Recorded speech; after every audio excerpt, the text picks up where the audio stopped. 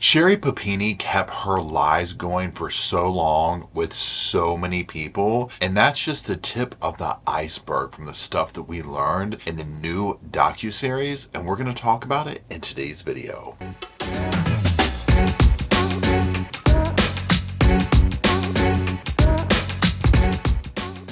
Hello Sofa Squad and welcome back to the sofa. My name is Paul, and like I said, today we're going to be reviewing the docuseries on Hulu about Sherri Papini. This is from basically Keith Papini, her ex-husband's perspective. Now, for those who haven't followed the case, Sherri Papini went missing, air quotes. This is several years ago. It was horrible. Oh, you know what's going to happen to her? So 20 days she's gone, 22 days she's gone, she turns back up. She has this very tall tale about two Hispanic women that kidnapped her, held her in captivity, and she carries this lie on for years, right? Well, then they finally discovered that it was a complete lie, that she had actually gone to her ex-boyfriend's house, and essentially he helped her, but not in the context that you might think. He just kind of went along with what she said. She hid out until she asked him to come drop her back off in her hometown, at which point she perpetuated this lie. Okay, so this was huge during the time, right? I mean, it still is, but you know, number one, the community was on pins and needles because they thought people were getting yanked off the streets. Everybody thought Keith did it first, then Keith and Sherri are in on it together, the whole 9 yards. So this is almost like Keith setting the story straight. So what I've done is, and that's like your quick 60-second overview of how we arrived at this, right? So what I have done is watched all 3 episodes.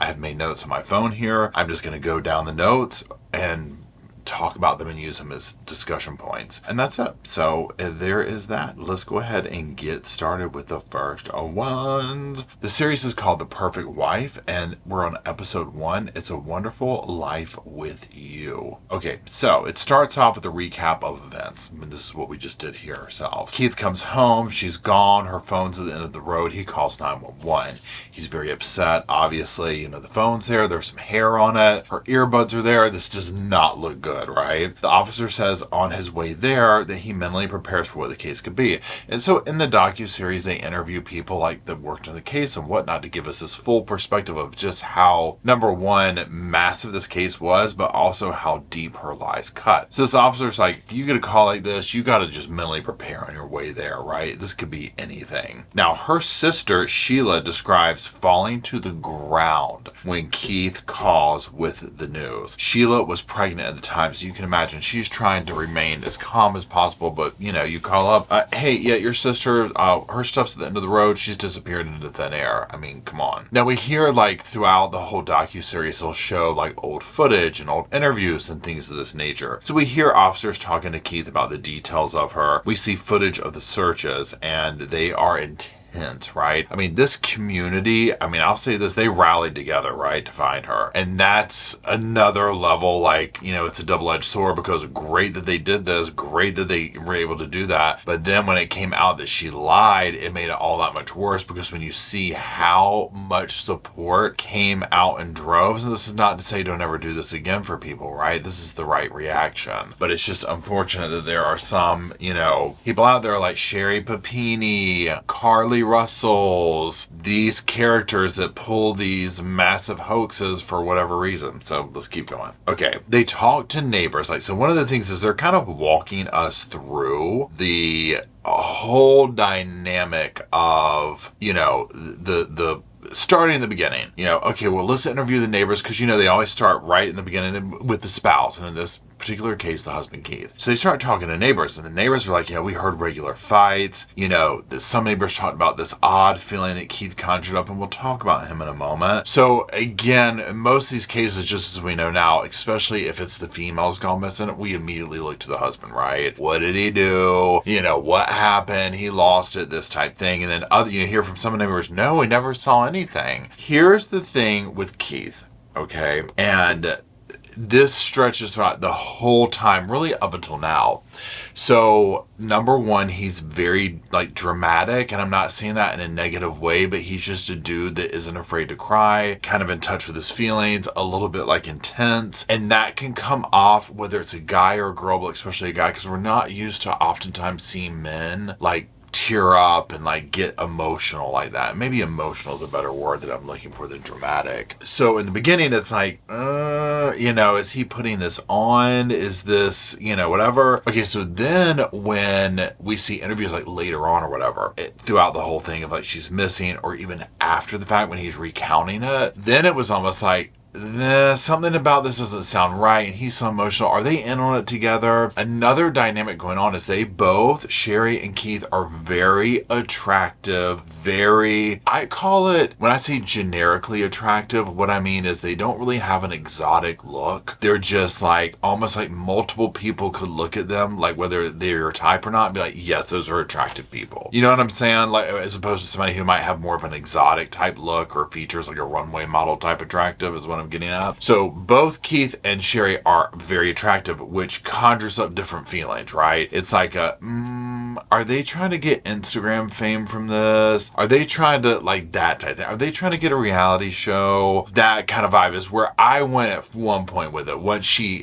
was found or came home and all that type of stuff, I was like, because something about her story doesn't sit right as it unfolded, and then you combine all this stuff. So it was the perfect storm, what I'm getting at, for Keith to be wrongly accused on multiple facets throughout this case. Now they interview a woman named Jennifer. Jennifer is Sherri's best friend, and she says that Sherri said Keith would chop her up into little pieces if she ever tried leaving, but Jennifer says she's never seen this side of Keith, and that Sherri was dramatic. And one thing that is a common theme in this series that we hear from people, obviously from Keith, but our friends, her sister, pretty much anybody that knows her, she's dramatic. She overdoes it. She, if you bang your finger, it's, oh my gosh, it's been this. You hit your knee, oh my God, it might have to be amputated. She's just extra, right? And she makes things up more than they are, and you start piecing together the stories, and it's like, this girl was always gaslighting some scenario to pivot people to look bad and make herself look good. Especially in the way of like, well, Keith would do this. I better check with Keith. And I'm not trying to say, he admits like, yes, we fought, we did this, we did that, so on and so forth. He would get frustrated. She would get frustrated. She threw this at me. I did that. They weren't perfect, but who is, right? But it definitely did not sound like what she was making it out to be, because she made it out to be like, she was in like some, prisoner type situation at times with him, and it just wasn't the case. Now, one such incident they talk about is she had these bruises. Now, she would play this off, and this is one of the scenarios, as something that, that's sinister or whatever, but she got it by, they were at a friend's house, they were playing Wii, and like he went up with a controller or whatever. If you've ever played these games and you know what I'm talking about, it's so easy to smack somebody, you know what I'm saying? Like by accident. And he hit her, and so other people witnessed this. So they're like, no, there was nothing sinister behind this, right? Okay, so one of the officers says that he read her journals. They were very interesting. Her best friend said Keith wants a 1950s housewife who also works. Best friend says Sherri creates different realities for different people. So yes, the best friend said, and this is Jennifer going back to her, said that Sherri said Keith wants a 1950s housewife. The house this, but he also wants her working, right? Now,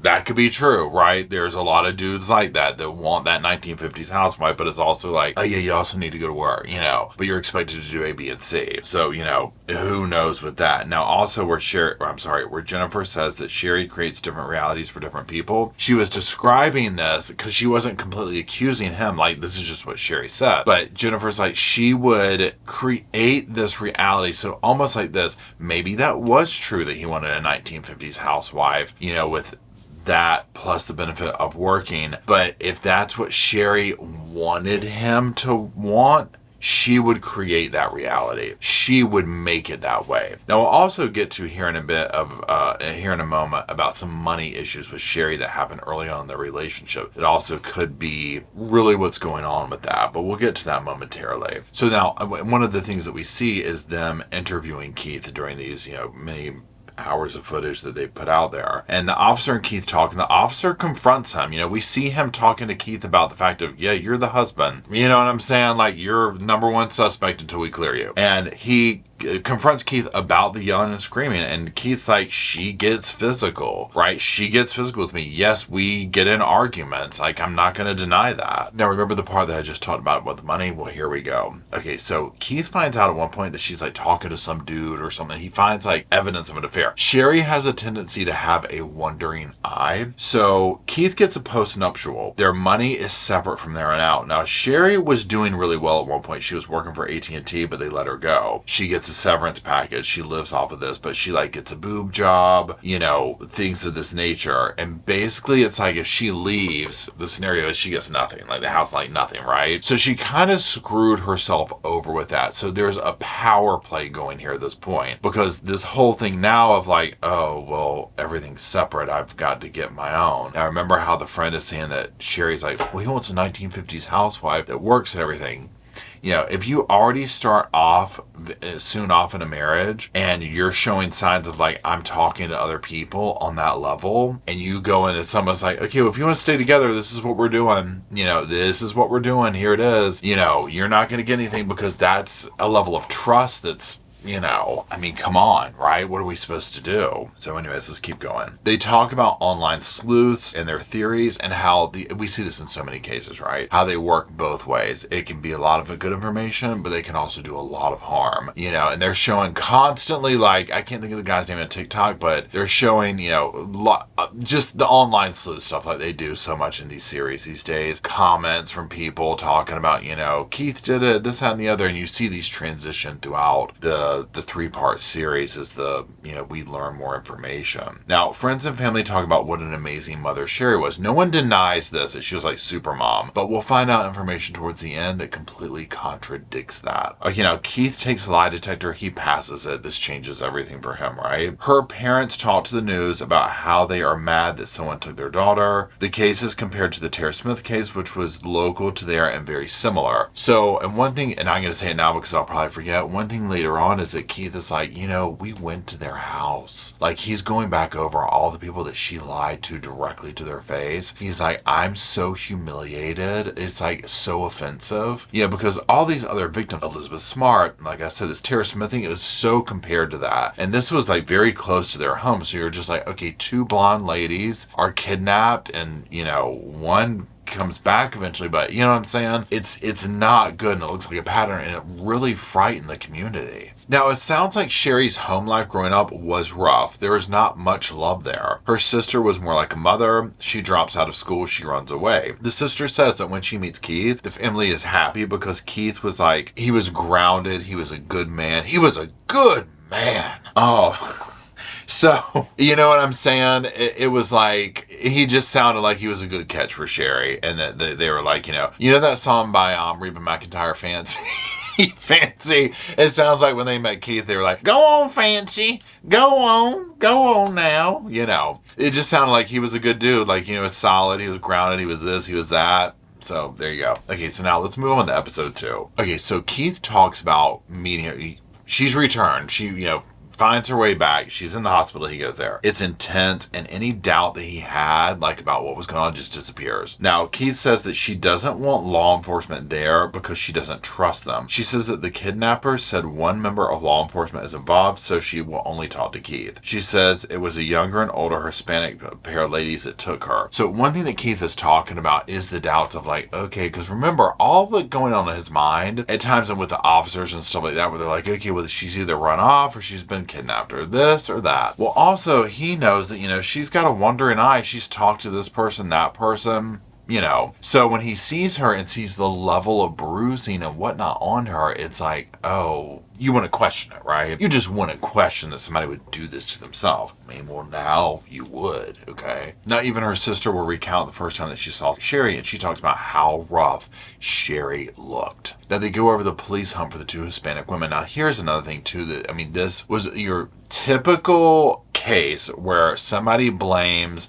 an ethnic pair of people, a perpetrator that doesn't exist. They make it up. It's very much, you know, Susan Smith, a black man took my car vibes, okay? So, and if you're not familiar with that case, that was here, well, kind of here, like it was, here in the South Carolina, and she drowned her children, but she claimed a black man basically carjacked her at an intersection, and it turns out that it was her that did it the whole time, right? So same thing here. Oh, these two Hispanic women kidnapped me off the side of the road, and there was these major racial undertones to how she would describe it, like talking about the Mexican music that they played, so on and so forth. And we'll get to the letter that was discovered that allegedly Sherri wrote, but she says she didn't. But I mean, come on. So there's a lot of racial undertones to her accusations in this case and the way that she blamed like the two Hispanic women. And I think personally she chose saying two Hispanic women because of her bias, if you will, right? So not only did it perpetuate this fear, you know what I mean, of otherness, fear of like, this woman was interviewed, she was like, she was a Hispanic woman, it looked like, she was like, our friends don't want to walk down the street together. You know what I'm saying? Like, we don't want to get blamed for something. Like, it just created this hostility, between people because of this. And again, this is the level of damage that lies like this can do. Okay, let's keep going. Okay, so a few days after the cops interview her, and now she'll only do this with Keith present, right? She says that that day she texted Keith to come home for lunch for a little bit of whoop whoop, and now he wonders if he had come home when things have been where they are, even like the current time, not just them, but he's like, I wonder if I had gone home if things would have been different or whatever. Something else in my opinion would have popped up though. Okay, so she gets choked up talking about the abduction and stalls. She says the vehicle stops, it backs up, it stops again, a woman's take her at gunpoint basically. So here's the thing with this, and they'll talk to another online sleuth kind of guy who became very popular during this with a blog, who started going back and looking at just listening to the story, looking at Google Maps, evidence, things like this, and being like, well, why? It was during this time of year, so there weren't many leaves out. Why would someone do this in broad daylight? There's so many visible things from houses and stuff. Like, it doesn't make sense, and it didn't make sense because it wasn't true. So Keith talks about the paparazzi following them. Now literally, y'all, this is the part that I was like, oh my god. I mean, it was giving Gypsy Rose but times 10, okay? Because at first it was they're thinking she's a victim of crime, and they're literally following her around. It was insane. Well, then once it turns out years later that she lied, I mean, again, I didn't feel bad for them, or at least her, because it's like, well, you kind of brought this on yourself. But now remember, there's children involved in this and whatnot. They have 2 young children. And so having the paparazzi camped out, and even during one of the interviews that Keith's doing, the paparazzi's not, Chris Hansen, whatever his name is, from that show where he does Predators and stuff, that guy, he's knocking on the door. It's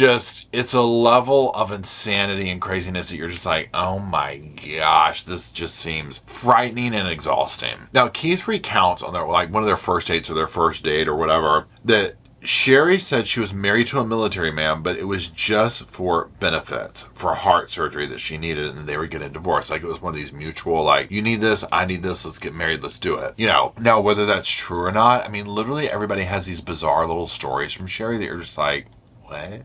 Like, she just, I mean, she's a pathological liar. I mean, let's just face it. Okay, so Keith's aunt says the very first impression is that something is wrong with her. She's too nice. But over time, she realizes that Sherri is just really that sweet. I mean, that's one of the things with Sherri, like, when she's all done up and everything, you're kind of looking at her like she's Little Miss Perfect. And if she has that, like, ultra sweet personality, you are kind of like, okay, what's the catch? And that's what I was talking about earlier when I was saying, like, once it was like the question of, well, are Keith and Sherri in on it? There's something with them because of, number one, their looks. It's just like, what's the catch? What is it? What's up? Are they Instagram fame hungry? Are they this? Are they that? Like, you mix that in with the unbelievability factor of Sherri's stories, and he's standing by her side, which, again, it's so tricky because, you're looking at it like, and I'll take a side venture here to talk about this dynamic, because many times during this, he will say, I question this, but then my next thing was, well, who would do this to themselves? If you are wrong, how are you going to feel that you accused your wife of this, who was the victim of this situation? And I get that, right? Because you want your spouse to stand by you. And this is why this level of betrayal is insane. Because imagine moving forth to a new relationship after this when you have been betrayed on this level. This is like worse than getting cheated on, okay? But she was doing that too, right? She was doing it all. But it's like to that level, to mess with your psyche to that degree of like someone faking something on this level, it would take years to learn to trust again, or to be willing to allow that. Because again, if this all turned out in the very beginning where he was just like, kind of turned his back on her, I think people would have something to say. Because it's like, well, you should stand by your person. And he did that probably way beyond what a normal person would. And we'll get into it here in a little bit, and then until it was like, I can't anymore. The proof is right in front of me. Now they go back to showing us snippets of the internet and comments, and her story starts to get torn apart, okay? Now, Keith gets Sherri into therapy, and she wants Keith there. A common theme with a lot of her stuff is she wants him there for everything, right? Now, the therapist suggests for her to write a book, and not like a book, but like, we'll write a book to recount your memories, like get it out, all that kind of stuff. And it's called, I think, like it's called The First 22 Days, and it's like her perspective of what happened. Now, Sherri recounts in detail during interviews things like the branding. Now remember, if you didn't watch, some of the injuries she had were branding on her back. Of course, this turns out that she got her ex to help her do this. The things that she willingly did to herself are insane, okay? Like, the absurdity of it, that's why I chuckle, the absurdity of it, because we'll find out, we'll get to it, but I'll say it in case I don't have in my notes so I don't forget. But like, once James, who is the ex, who she was staying with, she was like kind of working up these injuries and stuff, and he was like, yeah, at one point, like, she wanted me to hold my hockey stick out and be like, she ran into it, and that's how she broke her nose. And I'm like, do you know what it would take to override that up here of I'm going to run and break my nose? Like, that's serious, okay? Or to get branded like that? I mean, come on, okay? Seriously. Cannot roll my eyes hard enough. Friends and family talk about Sherri's triggers and special needs after this. She can't meet new people. She sleeps with the lights on. She can't eat black beans. No mailboxes. She doesn't want to be near Hispanic people. Again, there's that undertone of the racial stuff coming in, right? Not even an undertone, but like obvious. Now, here's the thing to remember, okay? And this is one thing with me where I'm like, oh, she rode this out, okay? I'm talking rode this out. All right.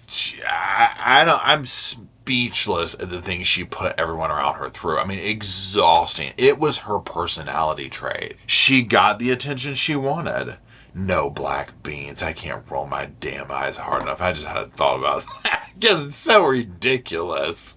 I mean, to think she made it up. No black beans. It's just so stupid.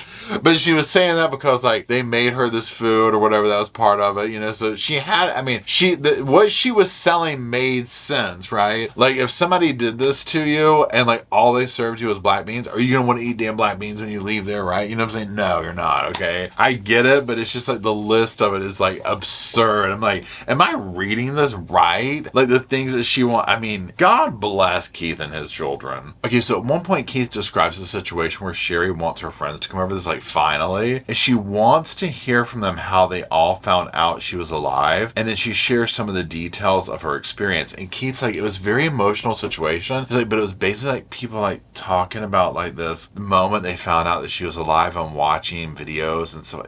He was like, something fell off about it. And I mean, just listening to it, it is like, that's so weird. You know what I mean? Like, why would you do that? But again, you're thinking like maybe this is helping her work through it. Like, you don't know and you don't want to say anything. Like, that's what she took advantage of, was people not wanting her to get better. And it's like, okay, well, yeah, we'll come over and do this for you.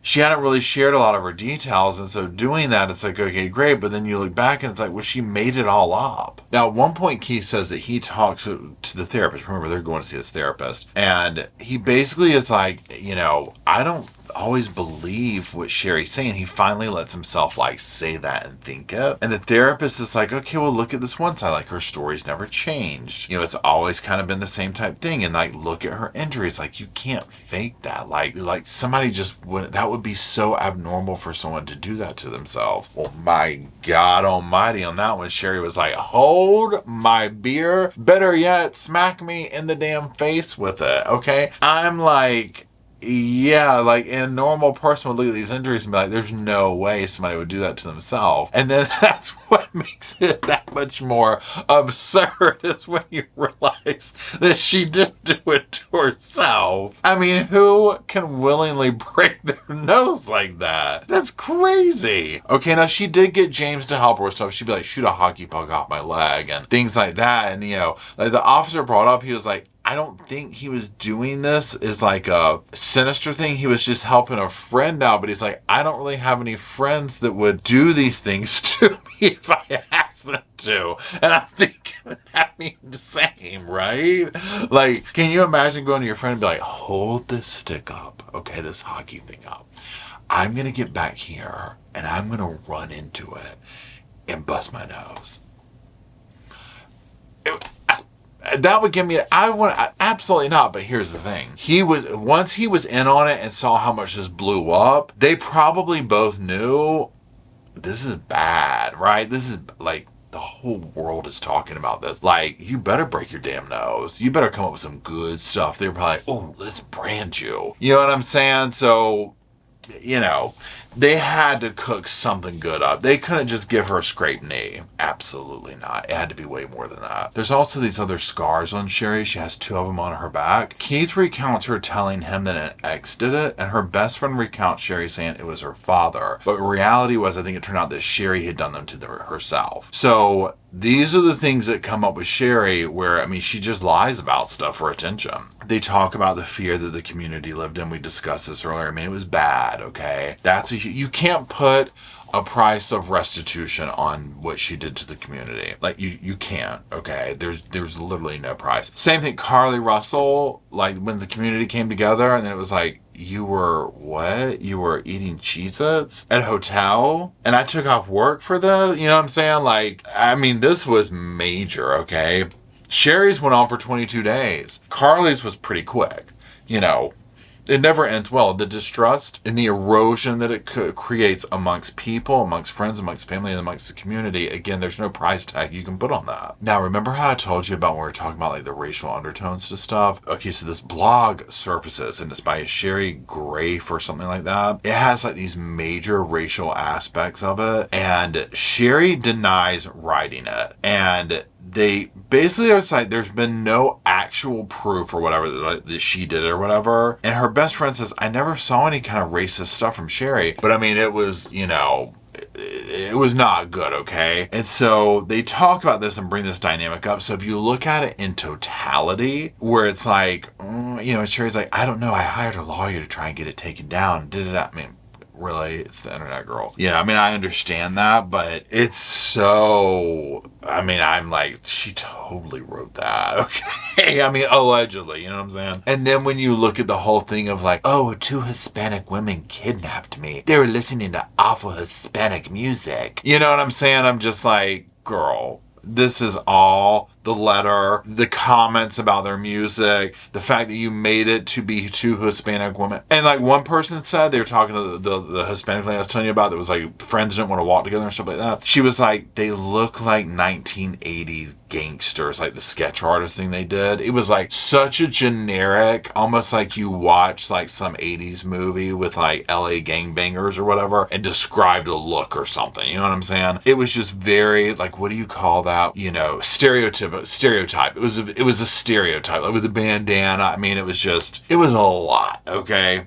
So yeah, not good. Okay. Now they go back and they revisit the night that Sherri was released from the captors. And she's talking about she's heard all this arguing and then a gunshot. So, you know, and basically who knows what she was like trying to cook up or whatever. But this gunshot happens. They take her, they drop her off. And like one of them's like, get out of the car, get out of the car. This will play heavily later because she'll attribute the one with saving her life, even though we know she made it up. Now, along this way, remember, they hold on to the evidence, all this type of stuff. DNA will come out that doesn't align with her story. Now, also, it kind of jumps around here a little bit. They say that this is like also when COVID took place, right? So the mask came out. Well, the masks were very triggering for her. And so she didn't want to be around people wearing the mask and stuff. And so it was like, she didn't want to go out, but Keith's also like, COVID didn't really change their lives. He's like, we were already sequestered in the house, like not going anywhere. He's like, so it really didn't change much for us, and especially with her being like, I can't be around people with masks because one of the Hispanics lady, with the bandana and all the whole thing. Okay, just the whole thing. One day they get a call from the FBI office and they want to talk, and Keith's like, oh, this is good. They're finally on to something. Well, good God, buckle your damn seatbelt, because it surely wasn't that. Well, I mean, it was good in one way, but not for him. So they get there and they talk about the DNA, and it's a familial DNA hit. So the DNA is related, like they get family DNA.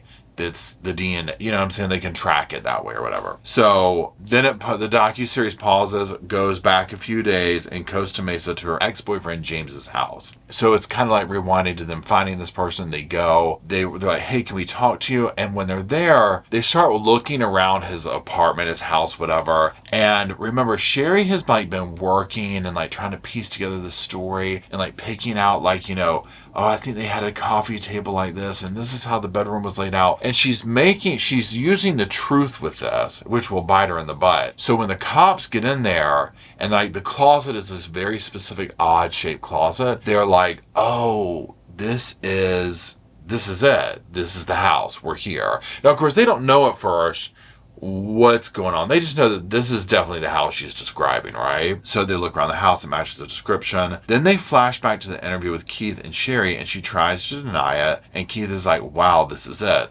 So they go back to the interview, meaning they flash forward again, and where they're just like, okay, well, look, girl, here's the situation. Okay. We got some DNA, and we got some questions, okay? And it's not good. Now, the cops are like, we talked to a family that knows you were there. We talked to a dude that lives there. And, like, they're slowly edging her into this and, like, dropping, like it's a soft launch, right? And I'm sure Keith's sitting there like, okay. And Sherri is just messing her pants. She would have to be, right? I mean, who wouldn't, okay? The cringe is insane at this part if you've ever watched the interview. So they give her a chance to have Keith leave so that they can talk, basically. Keith leave, not Keith Lee. The TikTok guy. Keith leave. So she wants him, but she wants him there. And they're like, well, let me give you a moment. And so she doubles down, right? She's like, I don't want the cops to know because this woman saved my life. I don't want her to get in trouble. And of course, this is completely bizarre, right? It's like, what? You kidding? Like, what are you talking about? So they gave her the chance. And remember, they're watching from afar. So the cops come back into the room. They're like, when they start hearing her go down this whole thing of like, I don't want to get the woman in trouble and I don't want to do this, I don't want to do that, or whatever, the cops come back in. They're like, no, we're bringing this to a close. Okay. So they come back in, and basically they're just like, girl, here it is, right? This DNA comes back to James Ray. And Sherri breaks down crying. She's like, there's no way he wouldn't do that. He loves me. Well, Keith had to be sitting there like, what? Bless his heart. Bless him. And I mean that genuinely. Not like the bless his heart, but like really bless his heart, right? His world was like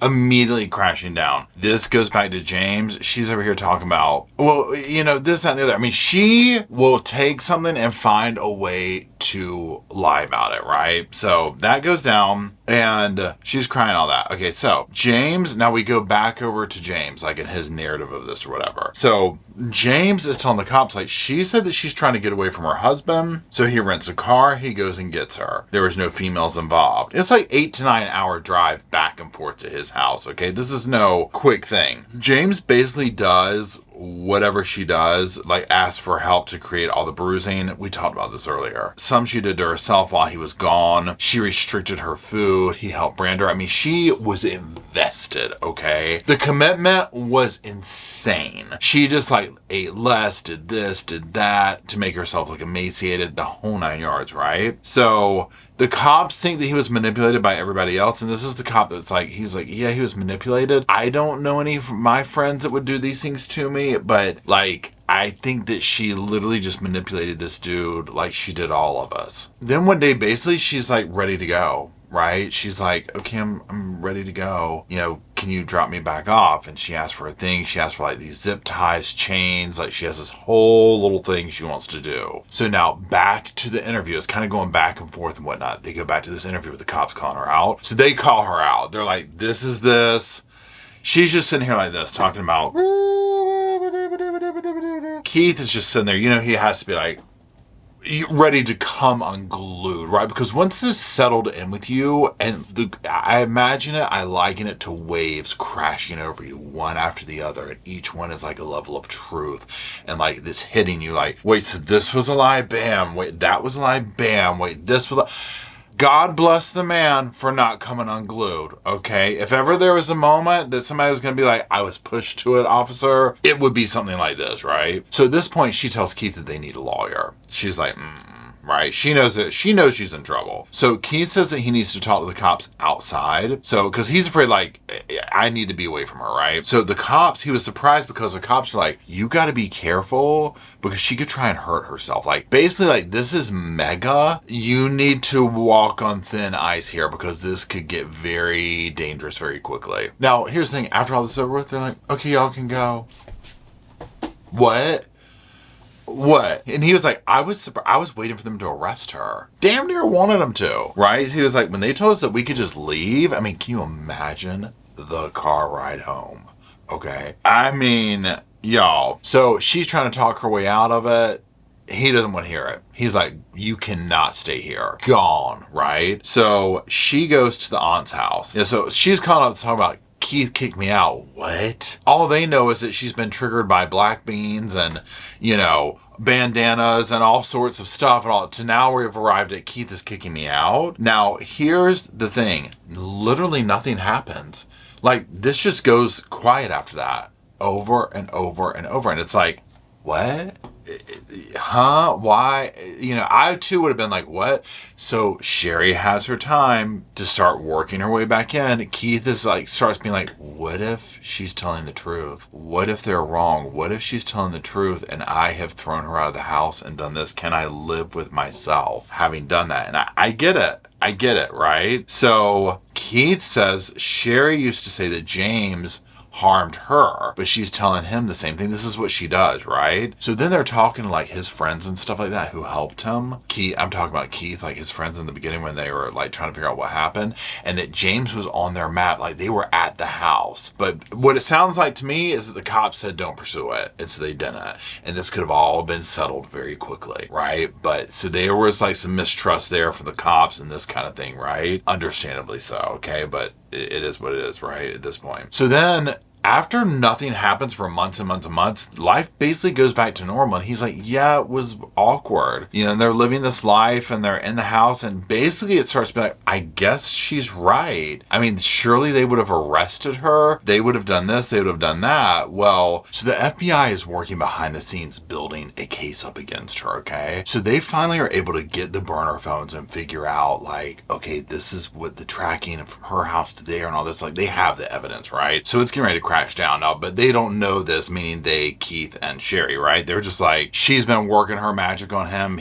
Okay, I guess life is back to normal. Of course you would want, you don't want to believe that your wife would have made this up, right? I mean, who would? So there's that. So Keith says, you know, they're going along and he's like, oh, and he's recounting all of the triggers, all of the conditions that she required, you know, and every day it's about this 22 days or whatever. So he says one day, like something happens, he just gets pissed and he's like, can we go one day without hearing about your 22 days? And she's like, I have to live with the fact that you never found me. And he'll say that he thinks that one of these things is her, like the way she wanted this to go was him to basically find her and be the knight in shining armor. Like that's what she wanted. And I think that surely with these comments that she's making, that was, you know, alluding to this. Now, over a year, 19 months go by before the FBI is like, let's go get her, right? So they're basically like, we're going to form like a sting or whatever. So they stake out the house, and they're like, you know what, we're waiting for her to leave the house, right? Because there's kids there and whatnot. So they're like, we start off like early in the morning. They're like, y'all, it's like 2 o'clock in the afternoon or something like that. She finally leaves, and they're following her, and they're like, she's going to like a music place or whatever, and they realize, oh, she's taking the kids to a music lesson. So they've got this place basically surrounded. So they're like, you know what we'll do, because we don't want to do this with the kids, right? They're like, we'll create a ruse. So they send this female officer in there, and she's like, hey, are you driving like the black Kia or whatever? And Sherri's like, yeah. They're like, oh my God, I think someone just hit your car. And she's like, oh my God. So she comes out, but the kids run with her. And it all collides with the FBI confronts, and they're like, you're under arrest. And they're like, she threw the phone to her son. They were like, she threw the phone to her son, is like, call your father. So the kids are seeing her get arrested. I mean, it's really bad. Now, the news hits of this, y'all, you already know if you followed this back then, I mean, y'all, it's bad, okay? Like, literally international headlines, okay? So, like, 5 days later, she gets out. Now, if you thought that the paparazzi was bad before, you ain't seen nothing yet, okay? It's bad. Because people are pissed, okay? People are pissed at this point. Now, like, one of the next days, she wants Keith to meet her at the aunt's house, right? She's like, come over. So he's like, I go over there, and almost immediately she, like, pulls him into the bedroom. And she basically is like, I want to have sex with you. She's, like, taking her clothes off, and he's like, what? And then she's like talking, and he's like, she acts like she doesn't really even care. You know, she just wants to, you know, do it with him. And she's like, I think I need to take a plea deal. And, you know, she's like, I'm going to do a plea deal. We'll do this, but like, we're not worried about that. Let me get your clothes off. Let's do this. Let's do that. And so he gets freaked and bolts, right? He's like, what? And I mean, he couldn't believe what he was seeing. Okay. So she pleads guilty. She admits it was a lie. She was at James' house. Okay. So I'm kind of doing like what we're going to get into now is we're going to like do the summing up or whatever. So yes, she will admit she was guilty. She takes a plea deal. She will finally admit, and the officer's like, it took her a long time to finally come about and just say what really happened, but she finally did. And basically, she was sitting in that house on a burner phone watching this play out in the news every day. I mean, can you imagine sitting there and doing that for 22 days and like getting some kind of twisted pleasure out of that? I mean, come on, right? So she got 18 months, paid back a ton of restitution, all that type of stuff, which there's lawsuits, there's all sorts of stuff going on with that now. Now, the family and friends have theories as to why she did it, but nobody really knows why. And of course, it ranges from, you know, she wanted Keith to rescue her. She wanted attention. She wanted power over the relationship because she was powerless when it came to money and stuff like that at that point. So then Keith at one point will show these books and stuff like that they have, and he's like in movies like Gone Girl and these things like that, and he's like, I think she was going through this stuff and like piecing together her story from all this stuff. And it makes sense, right? Now, Keith talks about how he's ashamed and embarrassed. And like I said earlier, like when talking about going to the other victim's house, you know, just thinking back to all the people that she just straight up lied to, you know, and he was by her side the whole time and probably sitting there like, oh my God, I had to listen to that BS story every day and pander and to her every need, which, you know, she was a little Miss Princess about it. And it was all made up. Oh my God. How do you ever get past that, right? Now, then he talks about this whole situation that went down. This is scary. I mean, I'm not trying to say the rest of it's not scary, but like this is like, oh my God. So basically like he's coughing, something like that, and the kids are just like, well, why don't you use mommy's trick? And he's like, what trick? So basically the kids are showing him how Sherri would take alcohol, rubbing alcohol, and like put it on like a paper towel and put it in Ziploc bags so they would inhale it. So apparently she was doing this to make the kids sick and take them to the doctor. And I'm like, what? You're talking Gypsy Rose stuff here, okay? That's insane. And he says at that point, he was completely like over it. Once he saw like, whoa. You know what I mean? Like, you're messing with our kids. That's what I was talking about earlier when he was saying how in the beginning, remember how she texted him talking about come home for lunch for some nookie the day that it went down? And he didn't go. And he's like, I wonder if things would be different. And I'm like, yeah, but it could be way different. Like one of your children could have lost their life. Like she was going to find that level of attention seeking. It's like a void that will never be filled. She was going to keep going and keep going and keep going on, and she had to do it through sick children or whatever, nothing was going to stop her. Like, this is a serious issue. Now, so the present day, Keith says that, she's on her own path. They show him going to James's old place and walking around the place, which must have been super surreal and creepy for him. And he's like, yeah, it's just different than what I expected or whatever. So now, talking to the Today Show, Keith said this, and I'm going to quote it. They speak to her on the phone once a month. He's talking about the children, or every other week. Shortly, it'll be every week. So let me just say they speak to her every week, and they see her in a professionally supervised visitation once a month, he said. Now, according to People magazine, I'm going to quote them, Sherri lives in Northern California, and notes from a visitation supervisor obtained by the Record Searchlight indicate that she is writing a book. Keith also told Good Morning America in June 2024 that Sherri has a new boyfriend, though his identity has not been revealed. And now I'm going to go back to that other thing. This is Record Spotlight. I'm going to quote them. She said this about her employment. Now, these are notes from the person. So this is Sherri speaking to the children. Mommy is an author now. She's writing 2 books. I work lots of hours to write chapter books. So when I tell you I'm working remotely, that means I'm at home writing books on my laptop, Papini said. Now, I said this somewhere in one of the chats. I was like, why do they always have to write a damn book? I'm talking about what's her name that took her husband out and then wrote a damn kid's book about grieving. I don't get this. It's just like the next layer of narcissism. Now, again, let me put it this way. Would I want to read a book, an adult book from Sherri about her experience, why she did it? The nosy part of me, absolutely, I'm not gonna lie. But it would be so cringy, and it would be great for our cringe fest reading series that we do, you know what I'm saying? But I also wouldn't want her to financially benefit from it, so we would 100% have to get it secondhand, because she's already stolen plenty of money, right? From victims' funds and stuff like that, okay? So from what I can understand, she's with some rich dude that has bought them some big fancy house, and she's doing her thing or whatever. Again, kind of surprised that somebody swiped right on that one, but hey, who am I to judge? So here's my thing. Takeaways from the show. Number 1, I was so happy to hear Keith tell his side of this, because seeing it, and like I talked about earlier, where I was like, I can see how the picture perfect life, this and the other, it makes you say, but what's really going on when stuff like this happens? So hearing him walk us through how she snowed him over, and the perspective of being a spouse, where some of the stuff is well, how wouldn't you see this? And it's well, yeah, he's being faced with the either or, and it's if I'm wrong, I've completely denied my spouse, right? And could accuse him of lying. So once the evidence was black and white, but even, let's say this, once it was black and white, they put it in front of his face, then nothing happened for over a year. So I can see being yeah, and of course she's sitting here working her magic on him. No, this is what happened. If James is part of it, then James is part of it, like she said. I just can't imagine that, but I guess maybe he was the mastermind behind it.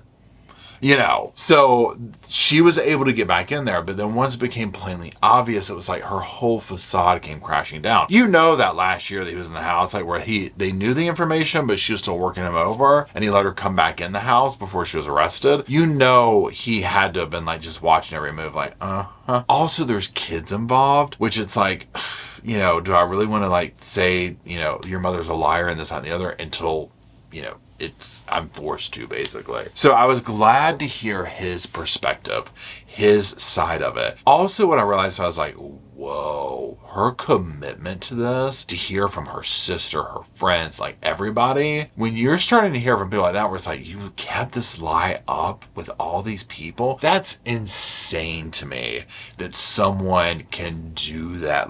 How do you lie to all the people closest to you on that deep of a level? It blows my mind. I'm surprised she even has some level of visitation with the kids after that whole rubbing alcohol thing. This is a dangerous person, right? Because here's my thing too. Okay, great. You're in a new relationship, hopefully in therapy, hopefully you're working on yourself to change, but how much can you change from that? You know what I mean? Can you really fix that void that was there? And maybe she's able to. Maybe she can pay back all this restitution and do all this stuff and right herself and live a productive life. You know what I mean? Give back to the community on some level, because I feel like she owes the community more than just money. You know, because when you erode the trust of people, and especially when you bring in situations like the whole thing of like, oh, it's two Hispanic women, you do like the racial dynamic of it. It's like you owe the community more than just restitution. You know, now granted, does the community want anything from her at this point? Probably not, but for her to just go away, maybe that's what she could do, is just go away. You know, like fly into to your kids. Because at the end of the day, and like he said, the biggest victim, her children at the center of this, you know, and he talked about, this is a heartbreaking part where he was like, I want to basically talk to the kids about what kind of last name would you want to have, and this, that, and the other. And the kids, you know, I think the son or whatever was finally like, is this about the stuff that mom did? And the son's like, because I like my last name. I don't want to get rid of my last name. You know, and you don't blame them. You know what I mean? And they're just going to have to learn to live. Mommy made some really effed up mistakes. You know what I'm saying? Like, really effed up mistakes. It is what it is. And maybe once they get older, because one thing, like Matt, I'm thinking like once they're in high school and middle school and kids can kind of piece together what it was that took place, because the Papini name is now forever associated with her actions. You know, so I can see him being like, yeah, maybe we kind of want to, you know, move past that. But, you know, we'll see what happens. Hopefully the children can maintain some level of normalcy when an event like this happens. And also I'm speaking of like the paparazzi and people like that who are just like the wanting to, you know, poke their head into the life and see what's happening and make it through. You know, it's a shame that the relationship with the woman who brought them into the world is, I don't want to say destroyed because it's not my family. I don't know the relationships, but is definitely damaged to a severe degree that will define a lot of the relationship. You know, that's awful in my opinion. So that's it. Let me know if you watched it. Let me know what you think. What was the biggest takeaway for you in this? Like I said, my biggest takeaway was just like literally seeing, you know, number one, Keith's side of it and just hearing the nuances of it to be like, okay, so this is why this happened and this is why this happened, and then just see like the level of her lies was insane to me. So that's it. I do appreciate you watching. Thank you very much, and drop some sofas off down in the comment section for me and little Roscoe and Spirit so we can come down and hang out, talk about this case, all the other ones we talk about. And until we do that, we'll see y'all soon. I just wanted to say thank you again for watching the whole video, and also thank you for being part of the Sofa Squad. Special thanks to all the Patreon members, channel members from both of my channels, everybody who likes, shares, subscribes, comments in the comment sections. It helps the channel out so much. Now don't forget, I do have that other channel, the podcast channel. That's where we go live, we hang out, we talk. We have kind of sort of a schedule, but just be sure and check it out. I'll put it up here on the screen. Also, if you're looking for merch, be sure to check out my Teespring store. I'll put that up here. And then, like I said in the beginning of the video, if you want to follow me and Roscoe on the Instagram, go on, check it out. It's right here on the screen again. But once again, thank you very much. I really appreciate you being part of the Sofa Squad, and I'll see you in the next video.